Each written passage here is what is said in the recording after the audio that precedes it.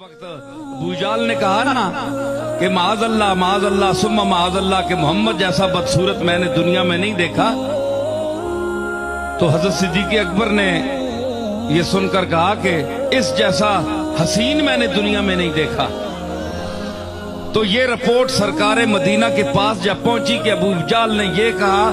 اور ابو بکر صدیق نے یہ کہا، فرمایا دونوں نے سچ کہا۔ کیوں؟ رومی کہتے ہیں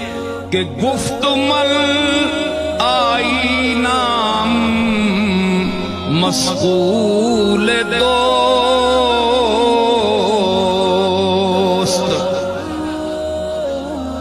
گفت مل آئی نام مسئول دوست،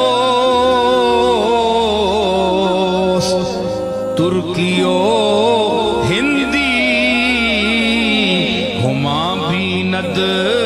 کے فرمایا دونوں نے سچ کہا۔ میری مثال تو اس آئینے کی ہے جس کو میرے مالک نے، جس نے اس آئینے کو پیدا کیا ہے، جس نے محمد کے آئینہ دل کو پیدا کیا ہے، اس نے اس کو ایسا سیکل کیا ہے، ایسا صاف کیا ہے، ایسا واش کیا ہے، ایسا دھو دیا ہے ماں سوا کے دھبوں سے، جہالت کے دھبوں سے۔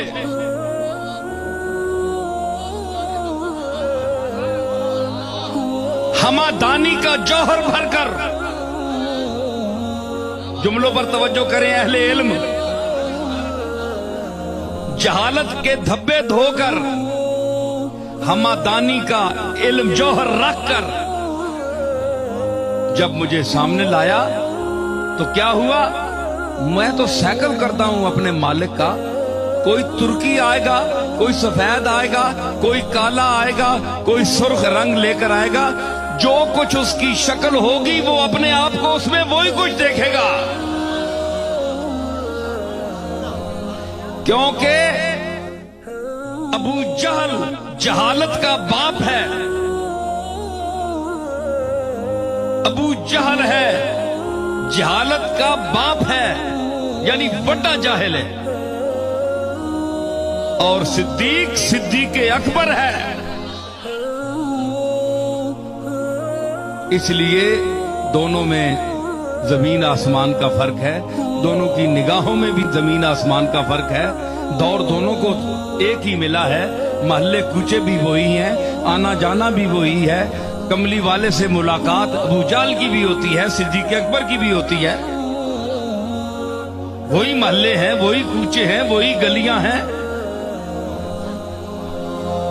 لیکن وہ آنکھ نہیں، وہ سمجھ نہیں، وہ شعور نہیں، وہ دانش نہیں، وہ دل نہیں، وہ درد دل نہیں،